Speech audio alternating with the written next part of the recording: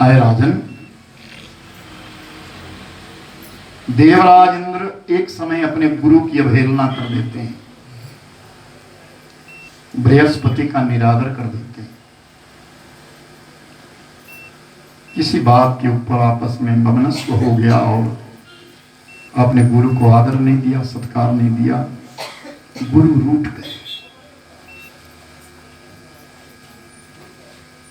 कहते हैं हरि रूठे गुरु ठौर है, गुरु रूठे नहीं ठौर। परमात्मा अगर रूठ जाए तो गुरु के माध्यम से मान जाते हैं, और अगर गुरु रूठे तो मनाना कठिन, फिर ठौर नहीं। तो कहा कि देवराज इंद्र के गुरु बृहस्पति जी रुष्ट हो गए, अपने शिष्य को छोड़ दिया। बृहस्पति अन्यत्र विचित्र करने लगे।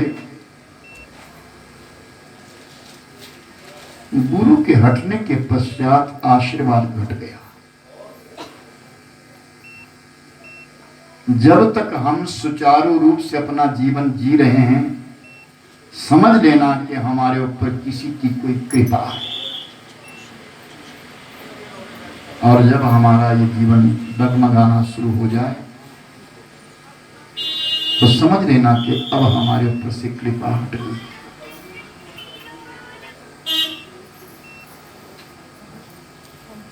बृहस्पति जी किनारे हो गए और देवराज इंद्र के ऊपर देवता आक्रमण करने लगे। जब देवताओं ने आक्रमण किया तो दानवों ने जब आक्रमण किया देवताओं के ऊपर, ये राकेश नीचे बंद करवाओ।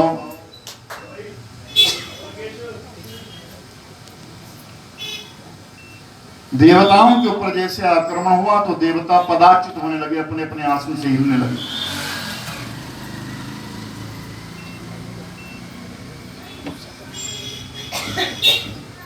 तो देवराज इंद्र ने विचार किया, क्योंकि इंद्र बुद्धिमान है, कि मेरे ऊपर आज कृपा नहीं, तो डगमगाने लग गया, वो आसन डगमगाने लग गया।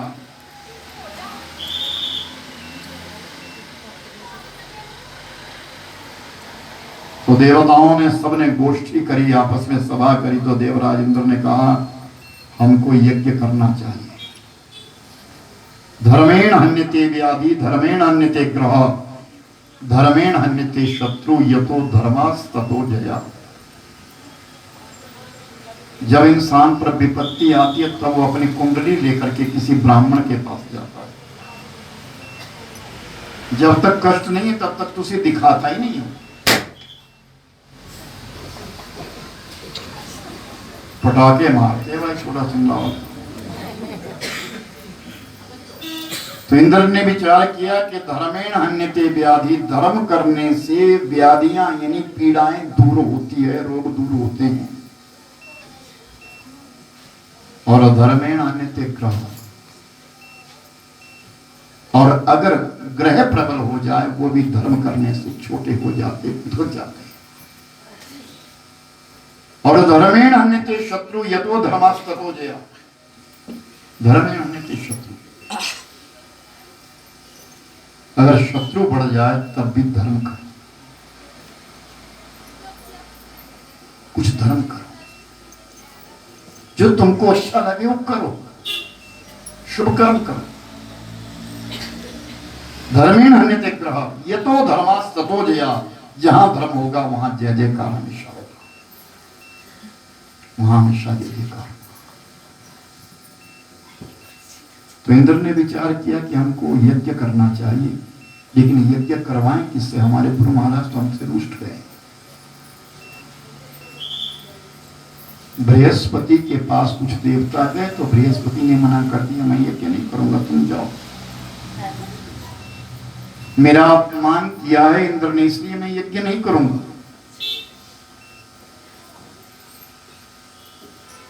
तो विश्वरूप एक त्वष्टा के पुत्र है जिनका नाम है विश्वरूप। विश्वकर्मा के पुत्र का नाम विश्वरूप है।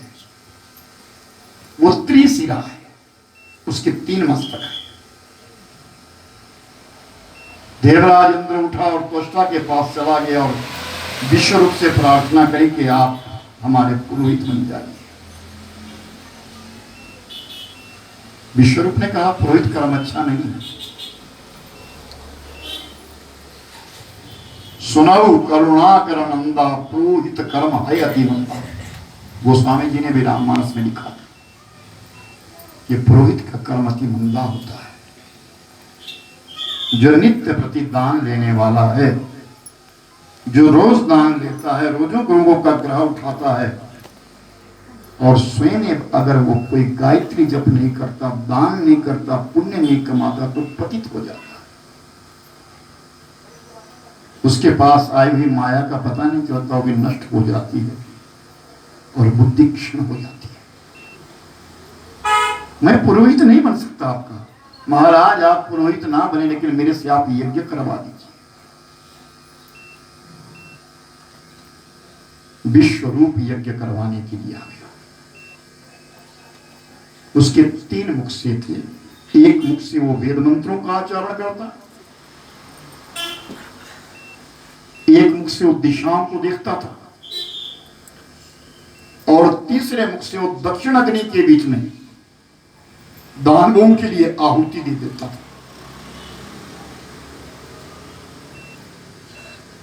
यानी दानवों को भी मानता था, राक्षसों को भी मानता था। तो उसको आहुति देते देते देवराज इंद्र ने देखा। इंद्र ने विचार किया कि हम तो अपने स्वार्थ के लिए करवा रहे हैं यज्ञ कि हमारा भला हो, और ये जो पुरोहित आया, ये जो विश्वरूप आया, इसने दक्षिण अग्नि में आहुति दी थी। ये हमारे दुश्मनों के लिए भी आहुतियां दे रहा है। एकदम तलवार निकाली और विश्वरूप की गर्दन काट दी। जैसे वो गर्दन काटी तो एकदम ब्रह्म हत्या। ब्राह्मण और ब्रह्म हत्या तो हर जीव में, हर जीव को मारने की ब्रह्म हत्या लगती है। चाहे वो ब्राह्मण है, चाहे वो क्षत्रिय है, चाहे वैश्य है, चाहे शूद्र है, चाहे कोई भी जीव है, जीव में ही तो ब्रह्म है। विश्वरूप को मारने से ब्रह्म हत्या प्रविष्ट हो गई और राजा को भागना पड़ा, इंद्र को भागना पड़ा। इंद्र भाग गया और कमल नाल में जाकर के छुप गया। मान सरोवर में कमल नाल, क्योंकि मान सरोवर के अंदर ब्रह्म हत्या नहीं आती। शिव महापुराण के बीच में कथा आती है, भगवान शंकर जी ने जिस समय भैरव रूप धारण किया था, भैरव को भी ब्रह्म हत्या लग गई थी और वो कपाल, ब्रह्मा का कपाल फंस गया था पांव हाथ के नीचे, जिसे काशी जी के बीच में जाकर के छूट गया था, जहां संकट मोचन बन गया। तो ब्रह्म हत्या सबके पीछे चलती है। जहां भी हमको हमारे से कोई अपराध होता है वहीं हमको ब्रह्म हत्या। मैंने कहा ना कल, वो हमको देख रहा है, हम उसे देख नहीं रहे। वो तो हमको सब देख रहा है, हमारे क्षण क्षण का कर्म देख रहा है। हम जो भी कर्म कर रहे हैं वो देख रहा है, सब देख रहा है। तो प्रभुवर वो ब्रह्म हत्या जाकर के मान सरोवर के किनारे खड़ी हो गई और प्रतीक्षा करती है कि कब आएगा, ये बाहर कब आएगा। बहुत अरसा बीत गया। इधर धरती के ऊपर एक राजा थे, जिन राजा का नाम था नहुष। इंद्र की इंद्राणी बड़ी दुखी हो गई, अपने पति के बगैर दुखी हो गई। इंद्रासन खाली है, देवताओं का आसन खाली पड़ा, देवता देवराज का आसन खाली पड़ा, इसके ऊपर कौन बैठेगा। तो उस समय धरती के ऊपर एक राजा थे, जिन राजा का नाम था नहुष। और देवताओं ने उस नहुष को बुला लिया और देवराज इंद्र के पद के ऊपर बिठा दिया, आसीन कर दिया। जैसे देवराज देवताओं के आसन के ऊपर जाकर के वो राजा नहुष बैठ गए, दिन बीतने लगा, समय बीतने लगा और नहुष के कानों में आवाज आई, पता चला कि जो इंद्राणी है वो बहुत सुंदर है। तो इंद्र बना हुआ नहुष कहता है, अगर इंद्राणी सुंदर थी, इंद्राणी तो मेरी पत्नी हुई, मैं इंद्र हूं। इंद्राणी को मेरे संग में रहना चाहिए, सची को मेरे संग में रहना चाहिए। वो बारंबार चेष्टा करता है, संदेश भेजता है इंद्राणी के महल में, तुम्हें मेरी पत्नी बनकर के रहना होगा, इंद्र तुम्हें हूं। जब वो दुखी हो गई तो उठी और अपने गुरु महाराज बृहस्पति के चरणों में जाकर के गिर गई। क्षमा कर दीजिए, मेरे पति ने आपका अपमान किया है, मैं जानती हूं, आप मेरे लिए क्षमा कर दीजिए, मेरे पति के लिए आप क्षमा कर दीजिए। और धरती से आया हुआ नरेश, इंद्र पद पर आसीन हुआ वो नरेश मुझे भोगना चाहता है। देवी, जाओ उस नरेश से कहो कि तुम मेरे भवन में आओ। अगर तुम मुझे भोगना चाहते हो तो तुम्हें मेरे भवन में आना होगा, लेकिन ऐसे नहीं, ऋषि मुनियों को पालकी में जोत करके आना। पैदल चल के मत आना, आप देवराज इंद्र हैं, आप पालकी में बैठ के आना। लेकिन वो पालकी साधारण ना हो, उस पालकी के बीच में ऋषि मुनि बैठे, ऋषि मुनियों ने जिस पालकी को उठाया तो इंद्र था, उसके लिए क्या बड़ी बात थी। ऋषि मुनियों का आवाहन किया, बुलाया कि चले आओ। सो सप्त ऋषि आए और सप्त ऋषियों ने आकर के पालकी को उठाया। इंद्र पालकी में बैठा। जैसे जैसे इंद्राणी का भवन नजदीक आने लगा, वैसे वैसे ही राजा को देवराज इंद्र उतावला होने लगा, उस इंद्राणी को देखने के लिए उतावला होने लगा। तो ऋषियों से कहता है, आज सबसे आगे दुर्वासा ऋषि लगे थे। दुर्वासा ऋषि से कहता है, सर्प की तरह रेंगो मत, जल्दी चलो, शीघ्र चलो, शीघ्र चलो। और दुर्वासा अति क्रोधी ऋषि थे, बहुत क्रोध आता था दुर्वासा ऋषि को, अति क्रोध आता था। और उस क्रोध में आए हुए वो ऋषि राजा नहुष को श्राप दे दिया, तुम मेरे लिए सर्प सर्प कह रहे हो, जाओ तुम्हारा पतन हो जाए। अपनी उस शिष्य को बचाने के लिए, उस राजा नहुष के लिए, उस इंद्र के लिए श्राप दिया कि जाओ तुम पतन हो जाओ। उसी समय पालकी से नहुष गिर गया और आकाश से सीधा गिरता हुआ इस मृत्यु मंडल पर आकर के पहुंचा। इंद्राणी फिर गुरु महाराज के पास बैठी है, गुरु महाराज से निवेदन करती है, महाराज आप बताएं, मेरे पति को क्षमा कर दीजिए। तो उस समय बृहस्पति ने ऋषि मुनियों से कहा, जाओ और इस ब्रह्म हत्या का निवारण करो। तो ऋषि मुनियों ने जाकर के उस ब्रह्म हत्या के 4 भाग किए। पहला भाग जो था वो पेड़ पौधों को दिया, दूसरा भाग था वो पृथ्वी के लिए दिया, तीसरा भाग था वो जल के लिए दिया, और जो चौथा भाग था वो स्त्री जाति के लिए दिया। तो कहा कि महाराज कौन कौन सा भाग किया है, हम उसको पूर्ण कथा सुनना चाहते हैं।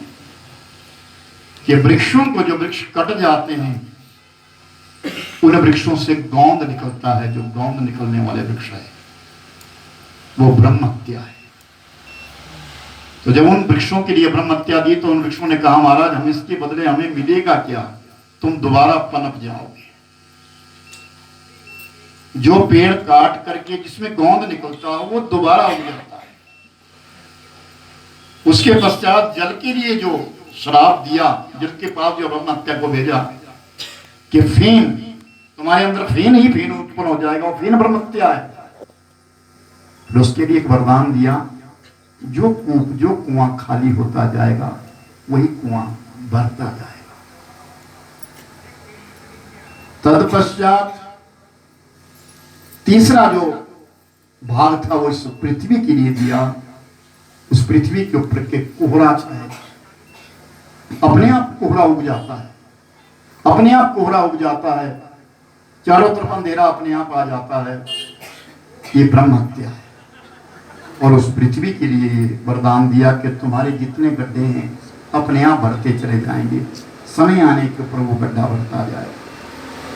और चौथा भाग स्त्री जाति के लिए दिया, जो मासिक धर्म के बीच में परिणित होता है, कि जब ये शरीर सुडौल जब तक है तब तक माता बहनों को मासिक धर्म आता है, नियमित स्थिति बनाने के लिए मासिक धर्म आता है, जिसमें प्रथम दिन के बीच में चांडाली का रूप माना गया, दूसरे दिन के बीच में ब्रह्मघातनी माना गया, तीसरे दिन के बीच में रजिका माना गया, और चतुर्थ दिन स्त्री को शुद्ध माना जाता है। लेकिन देवता और पितरों के लिए 7 दिन पर्यंत ही पूजा का विशेष कहा गया। तो जब ब्रह्महत्या को बांट दिया गया, ब्रह्महत्या किनारे हट गई, उस समय देवराज इंद्र आए और इंद्र ने आकर के फिर अपना इंद्रासन ग्रहण किया। जैसे इंद्रासन ग्रहण किया, उठे अपने गुरु महाराज के पास चले गए। गुरु महाराज के पास जाकर के नमन किया, प्रणाम किया, गुरु से निवेदन किया, मुझको क्षमा करना महाराज। तब गुरुदेव ने कहा, राजन तुम्हें कोई युक्ति करनी होगी, बारंबार तुम्हारे लिए दानव तंग करते हैं, कोई अपने लिए सुकर्म करो, अच्छा कर्म करो, शुभ कर्म करो। और इस तरह जब विश्वरूप को काट दिया था, मार दिया था, तो विश्वरूप के पिता त्वष्टा यानी विश्वकर्मा को दुख हो गया।